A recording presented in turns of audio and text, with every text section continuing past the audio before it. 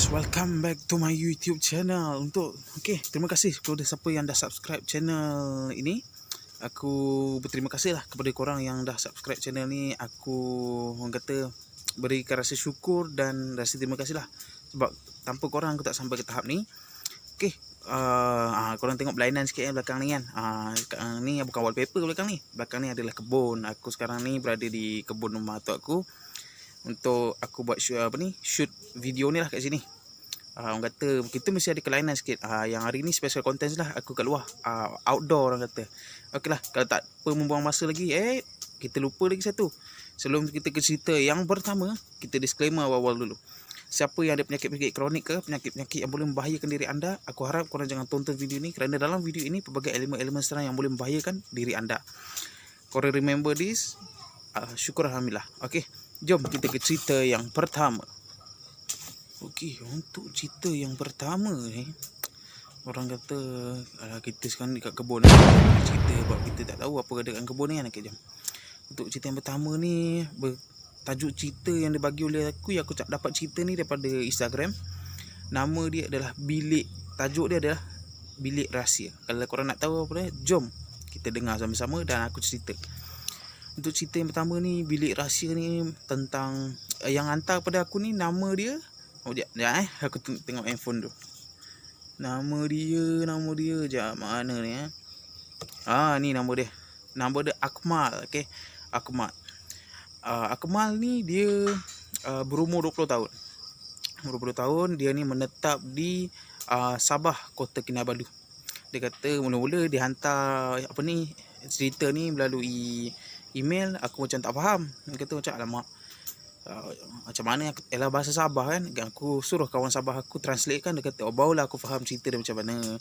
Okey, dia kata Assalamualaikum Bang Afiq, saya ni berumur 20 tahun. Sepatutnya aku kena panggil dia abang sebab aku muda lagi, dia dah tua. Dia kata saya ni pernah sewa rumah dekat Sabah, tapi bukanlah dekat Kota Kinabalu, tapi di tempat lain. Lepas tu dia kata ada satu hari tu dia dah sewa rumah tu dah lama dah. Orang kata dah dekat 8 bulan dah dia sewa. Lepas tu dia dah belum kahwin. Dia duduk situ apa semua. Dia ni waktu satu malam tu dia nak pergi dapur. Dia tak tahu pun apa yang ada kat belakang tu. Dia pergi sebab ada satu, dia tak perasan apa-apa. Dia tak cek depan belakang ke kanan. Dia main masuk di rumah tu. Dia pergi dapur. Lepas tu dia terdengar bunyi satu macam kita ompel mangga kan, macam tak. Lepas tu si Akmal ni macam apa benda lah ni kan, bunyi-bunyi je ni kan. Dia pun macam okey lantak, never mind lah perasaan aku. Dia pun bancuh air. Waktu dia tengah bancuh air tu, dia tak sedar hati juga. Dia kata cuba kau buka pintu dapur ni. Dia sewa rumah teres Kau buka pintu dapur ni, kau pergi cek dekat belakang. Hati dia kata macam tu, tapi aku malah kata tak payahlah, bahasa macam aku je lah, kena buat air, besok aku nak kerja ni. Lepas tu hati dia suruh-suruh. Lepas tu dia tinggal air, dia ambil kunci, dia buka pintu belakang. Dia tengok kan, tak ada apa. Sekali bila dia toleh lagi sekali ke sebelah kiri, dia tengok rumah dia. Okey, ni bahagian belakang dia, ni dapur. Boleh buka pintu belakang sekali kan. Lepas tu belakang tu sikit ada satu ruang, tak tahu lah, macam bilik agaknya. Macam bilik, dia kata. Dia pun macam ini bilik ni kan. Mungkin store, dia kata mungkin store. Dia pun pergilah tengok mangga tu. Dia ada tengok mangga tapi tak berkunci. Lepas tu sekali dia macam mungkin tuan rumah ni berkunci lah. Tapi hati dia kata kau pergi masuk. Si Akmal kata dia pun cubalah, dia baca apa-apa dia yang tahu.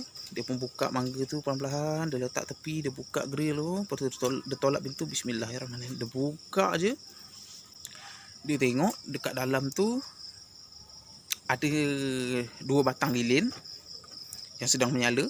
2 batang lilin. Lepas tu ada satu patung dia berbuat dia macam tanah liat macam tu. Lepas tu dekat patung tu ada, orang kata, jarum dengan apa dia kata apa dalam bahasa Sabah kan. Dia jarum lah yang aku tahu.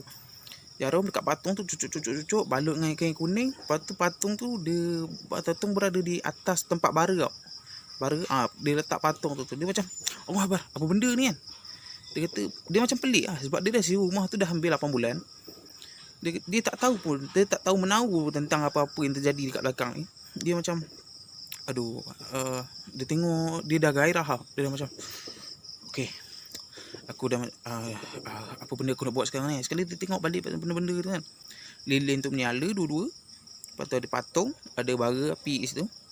Dia pun macam, dia tak dekatkan diri. Dia tengok dia tengok macam. Lepas tu dalam hati dia berkata, apa benda ni kan, aku tak tahu tentang bilik ni. Macam mana benda ni ada dalam bilik ni kan. Lepas tu sekali tu dia dah dia tutup pintu tu semua, dia kunci. Waktu dia nak kunci tu, yang ni terjadi. Waktu dia nak kunci tu, dekat dalam bilik yang dia masuk tadi, dia tu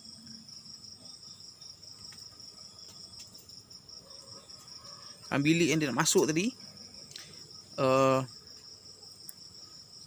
dia macam, orang kata, dia terdengar satu bunyi macam bunyi benda jatuh. Boom. Lepas tu dia macam, dia kunci perlahan-lahan. Waktu dia nak pusing masuk ke dalam rumah dia tu, dia terdengar lagi sekali bunyi orang berjalan. Betul-betul macam benda tu follow dia dari belakang. Pak.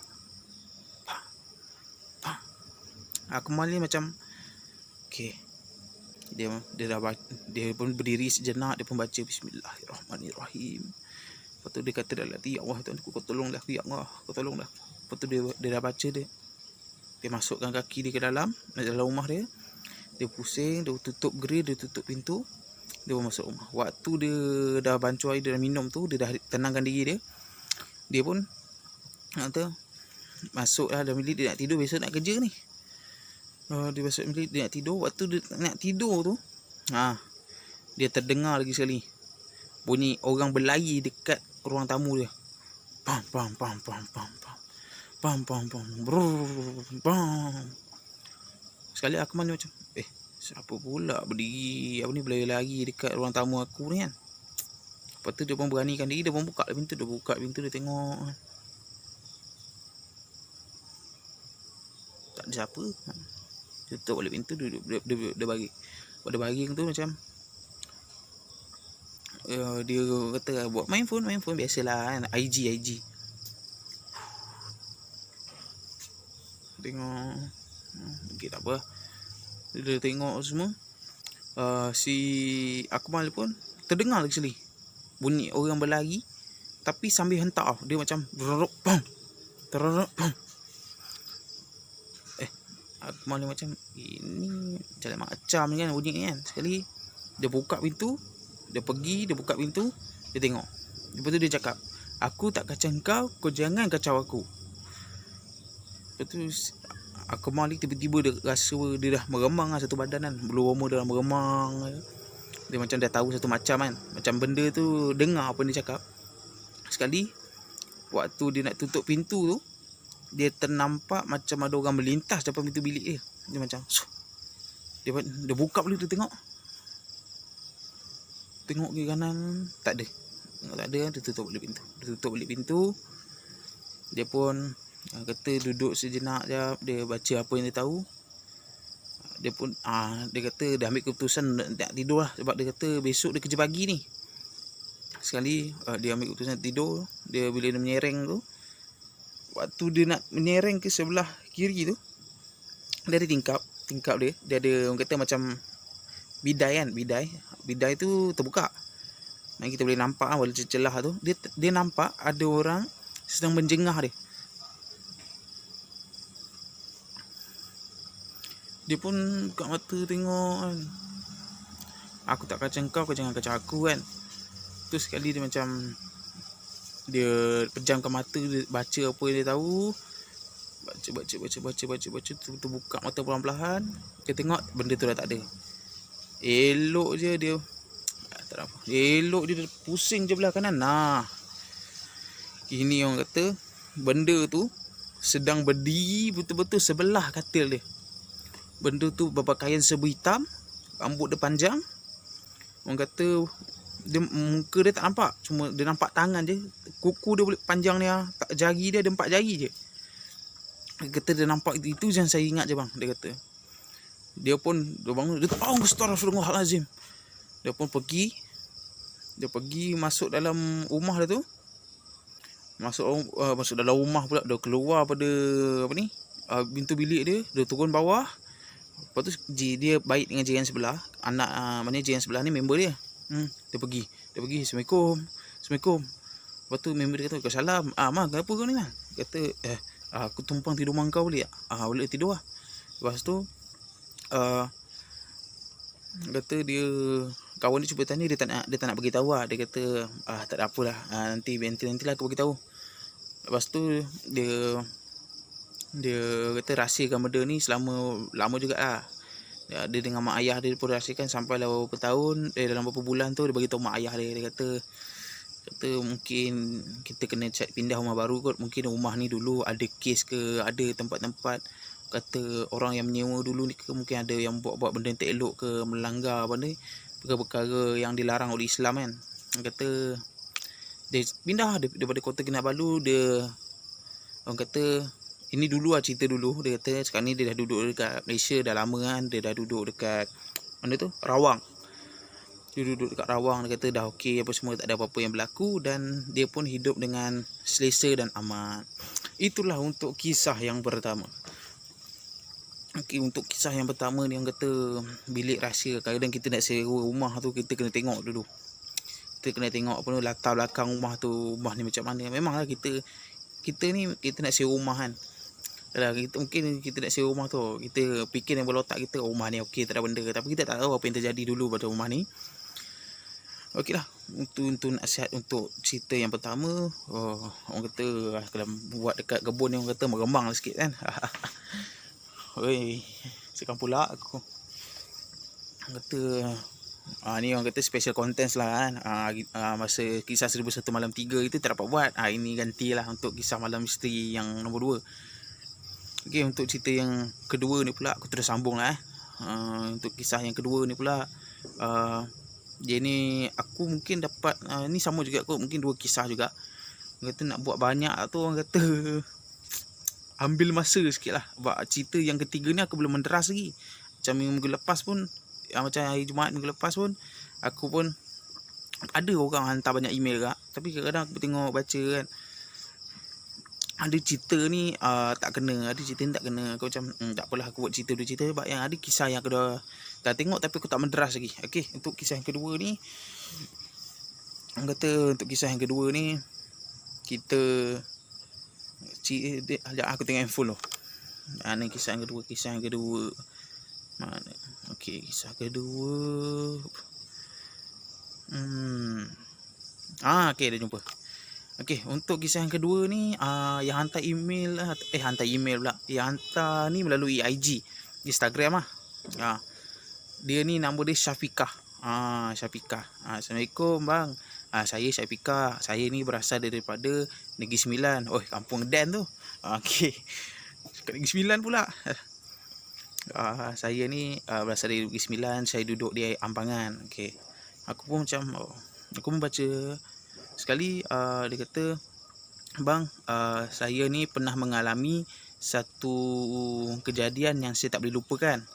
Lepas tu aku ni macam tengok email dia. Dia kata pada satu malam tu, si Syafiqah ni kata dia tidur rumah bapak saudara dia di Negeri Sembilan. Cerita ni pendek je. Cerita ni tak panjang. Dia kata cerita dia pendek je. Dia kata dia tidur kat rumah bapak saudara dia dekat Negeri Sembilan waktu tu dia bercuti pada 2018. Cerita ni dia hantar 2018. 2018 lah dia kata dia terjadi kan. Dia kata saya tidur rumah bapak saya di Ampangan. Saya kata malam tu sebenarnya saya tak nak tidur rumah bapak saya nak tidur rumah kata saudara mara yang lain. Tapi mak saya kata kau tidur sini je. Sebab yang lain semua tak ada kan, semua orang kata busy sikit. Kita tidur sini je. Malam tu dia tidur situ. Pada malam tu dia nak tidur, dia bapak saudara dia ni orang kata baik lah, tak ada dah tua sangat, maknanya umur dalam 70 macam tu orang kata. Masih steady lagi, masih tegap lagi kan. Sekali malam tu nak tidur, dia ni macam bapak saudara dia, yang ni dia sebelah-sebelah lah. Maknanya dia, mak bapak dia ada sebelah-sebelah sini. Waktu malam tak tidur tu dia terjaga. Dia kata, bang saya terjaga, saya nak pergi buang air kecil dekat toilet. Lepas tu dia pergi buang air kecil kat toilet semua. Waktu dia masuk dalam toilet tu, dia tutup pintu, dia buang air kecil. Waktu dalam toilet tu dia terdengar bunyi orang bernafas. Macam bernafas. Tak tahulah, kalau aku buat kan tersembur apa yang kat hidung aku ni kan. Bunyi orang bernafas, dia kata yang macam kuat lah, bunyi orang bernafas. Nafas dia tu macam, tapi dia kata bunyi nafas itu dia macam kenal. Ini mungkin bapak saudara dia kot, terjaga juga. Lepas tu dia macam okey tak apalah. Dia pun buang, dia dah selesai buang, dia buka pintu, dia tengok tak ada orang. Tak ada orang apa semua. Dia tengok kat luar, dia tengok dekat dalam bilik-bilik semua, tak ada orang. Semua ada dekat ruang tamu, ada yang dalam bilik kan, saudara mara dia semua. Waktu dia nak tidur tu, dekat pintu dia tu, dia terdengar bunyi orang ketuk pintu. Dia pun macam siapa pula kat luar ni kan, kunci ke apa ke. Lepas tu dia pergi, dia buka pintu. Dia buka je pintu, tengok tak ada orang. Dia macam aku dengar bunyi ketuk pintu ni, tapi kenapa tak ada orang kan. Dia tutup balik pintu perlahan-lahan. Dia pun pusing je. Dia pergi tempat nak tidur dia tu. Dia tidur kat ruang tamu ramai-ramai. Dia tidur, dia pusing. Sekali rumah dia ni, kat atas tu ada satu tingkat. Dia rumah kampung. Rumah ada satu tingkat, kat atas tu tak ada orang. Maknanya dia tidur betul-betul. Ni kat sini, lepas tu ada naik tangga sikit. Bila dia toleh je sebelah kiri, dia nampak kata macam mana orang tua bongkok, kata macam mana orang tua bongkok, perempuan tengah berdiri. Bukan berdiri, nak bongkok, tengah nak melintas tangga tu. Dia ternampak, dia pun tegur lah. Dia diingatkan nenek dia. Dia kata, nek pergi mana? Bila dia tegur dia macam tu, bapak saudara ni terjaga. Dia kata, kau tegur siapa? Dia macam, bapak saudara macam ngeliat lah macam tu kan. Aku nak ringkas kan, aku tak nak lah macam kata full sangat. Ringkas kan, kacau lah rambut dia. Lepas tu bapak dia bangun, dia kata, dia tersedar, dia kesat-kesat mata semua. Dia kata, kau tegur siapa kan? Dia kata, lepas tu si Syafiqah ni pun macam tegur nenek jalan pergi sana. Sepatutnya nenek kan dekat bawah, kenapa dia naik atas? Fika, kau ni mengigau ni. Nenek kau mana ada lagi dah. Nenek kau dah meninggal. Meninggal? Nenek kan kau dah meninggal. Kau ni lupa tak adalah, orang baru nampak dia lalu atas ni. Tidur. Kau ni jangan ada tidur. Besok pagi tu dia tidur, besok pagi tu dia bangun, dia cakap bapak saudara dia. Kata dia panggil bapak tu Pak Usu lah. Usu, semalam Pak Usu cakap apa misah semat. Kau tahu kan, nenek kau dah meninggal dah lama kan. Tapi rupanya si Syafiqah ni tak tahu pun nenek dia meninggal. Sebab mak bapak dia tak bagi tahu, mak bapak dia lupa. Dia pun dia ingat nenek dia masih ada lagi. Lepas tu macam, nenek kau dah meninggal, kau tak tahu ke? Tak tahu pun. Tapi ayah dengan mak tak perlu tahu pun. Lepas tu mak ayah kata, mak dengan ayah lupa, sebenarnya nenek kau dah meninggal dah lama, dalam 3 tahun lepas macam tu. Lepas tu dia terduduk. Waktu makan-makan tu, dia dah habis makan dulu, dia duduk kat luar, dia termenung. Siapa yang dia nampak orang tua bongkok? Orang tua bongkok betul, pakai kain batik, pakai baju putih. Macam baju tu macam mana, kala-kala putih mutiara macam tu. Lepas tu ada tudung yang macam tu, bawa tongkat, melintas dekat atas tu. Dia pun macam menjadi tanda tanya, siapakah yang dia nampak? Dan kenapa bila dia tegur bapak saudara dia, kata jangan tegur. Lepas tu dia terdiam. Dia kata, kau ni mungkin waktu nenek kau meninggal, dia tak sempat nak jumpa kau.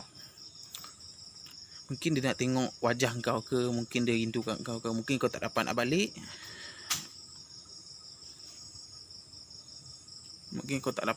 Mungkin dia rindukan kau. Lepas tu Syafiqah ni pun ambil keputusan, ajak dengan mak dan bapak dia pergi kubur arwah nenek dia, dan bacakan Yasin apa semua, siramkan air apa semua, dan sedekahkan Al-Fatihah apa semua. Lepas tu dia balik.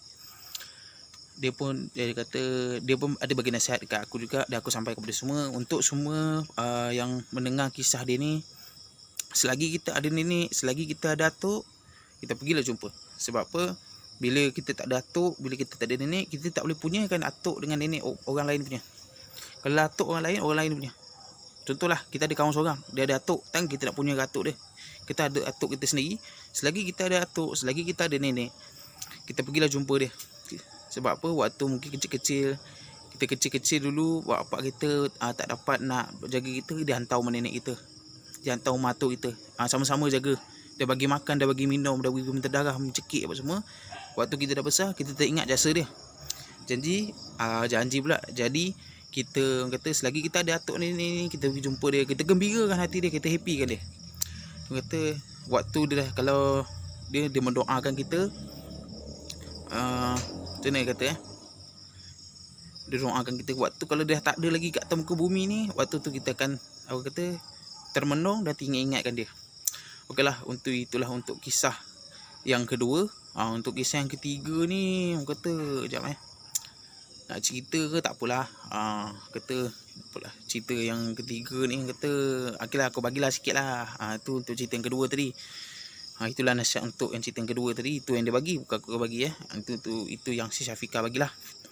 Dia kata nasihat dia agak bermakna untuk diri kita. Selagi kita ada atuk ni kan, kita pergilah jumpa.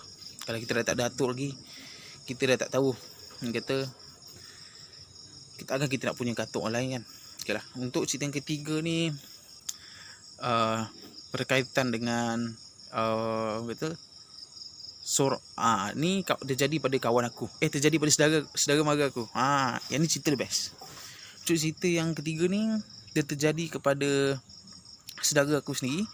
Nama dia Firdaus. Nama dia Abang Fizi. Aku panggil Abang Fizi, nama dia Hafizi. Dia ni waktu dia kata dia cuti dulu, dia pergi rumah atuk aku. Ni rumah atuk aku yang kat depan ni lah. Waktu dia pergi tu, saudara mara aku tak ada. Dia cerita kepada aku waktu aku jumpa dia dulu. Dia kata dia terjumpa saudara aku yang tak datang, tapi dia jumpa memang ada kat rumah. Macam pelik kan. Dia kata dia jumpa saudara aku yang nama Firdaus. Dia pun masuk, dia beritahu Assalamualaikum. Dia pun masuk, orang pun jawab Waalaikumsalam. Fizi. Lepas tu dia, saudara aku yang nama Firdaus ni, dia salam Daus, kau ni rupa tak sihat, sembab je muka, bengkak je muka, kenapa kau tak sihat dia? Lepas tu saudara aku ni yang kat atas ni, bang tak sihat, saya demam. Demam, kau jangan lupa makan ubat. Ya bang. Dia pun macam yelah, kita pulang lah kawan, nak dengar tak nak dia mampus lah kawan. Lepas tu sekali dia tengah duduk kat table tu, dia cakap dengan mak ngah aku, saudara aku lah, mak saudara aku. Dia kata Mak Ngah, Bang Fizi cakap Mak Ngah, Daus mana? Tadi nampak dekat depan dia tak sihat dia, demam, kesian yang tengok muka dia sembab apa semua. Sekali Mak Ngah aku cakap, bila Daus tak datang, Daus kat rumah demam, dia tak dapat datang, dia badan tak sihat. Mak Ngah jangan main-main Mak Ngah. Kata Mak Ngah jangan buat lawak. Kata saya baru jumpa dia kat depan tadi, dia salam saya. Orang pertama dia salam. Tak, dia kat rumah, dia demam, dia tak dapat datang. Sepatutnya datang tapi dia demam kan, dia tak boleh datang. Mak Ngah ni, iya betul. Lepas tu Abang Fizi aku ni, Hafizi ni pun, dia pun pergi tanya saudara lain, Daus tak datang ke? Tak bang, dia demam. Dia tanya adik dia, tak bang, dia demam, dia tak dapat datang. Lepas tu Abang Fizi ni macam, siapa yang aku nampak ni? Lepas tu dia macam, dia ni tak puas hati, dia pergi, dia call Firdaus. Dia call saudara aku lagi seorang ni lah. Assalamualaikum. Dia dengar suara Firdaus. Salam bang. Daus, kau tak datang ke rumah tu? Tak bang, demam badan tak sihat. Yelah, kau jangan lupa makan ubat. Ya. Okay, aku salam tu tengah. Lepas tu sekali Bang Fizi ni macam, siapa yang aku nampak ni kan? Okey, aku tanya pada korang lah. Siapa yang dia nampak? Siapa yang dia salam? Siapakah yang dia berborak? Dia tanya, kenapa muka kau sembab? Siapa dia? Okeylah, itulah untuk cerita yang ketiga. Sebab orang kata nak buat video Lama-lama kat kebun ni pun risau juga aku. Okay lah, untuk kisah yang ketiga, aku harap korang terhibur dengan kisah Malam Misteri 2. Bilik Rahsia tadi aku dah cerita, yang pengalaman nombor 2 aku dah cerita, yang ketiga pun aku dah cerita dah. Terima kasih siapa yang menonton video ini. Sebelum kita akhiri kita punya video ni, aku harap korang jangan lupa subscribe, like and share, tekan bell notification supaya korang tidak terlepas video-video yang akan datang. Okay, nasihat aku yang terakhir, jaga diri, patuh SOP yang ditetapkan oleh kerajaan, dan jangan biarkan diri anda diselubungi misteri. Kita jumpa pada minggu depan setiap hari Jumaat pukul 11.45 malam di Fitness Channel. Assalamualaikum.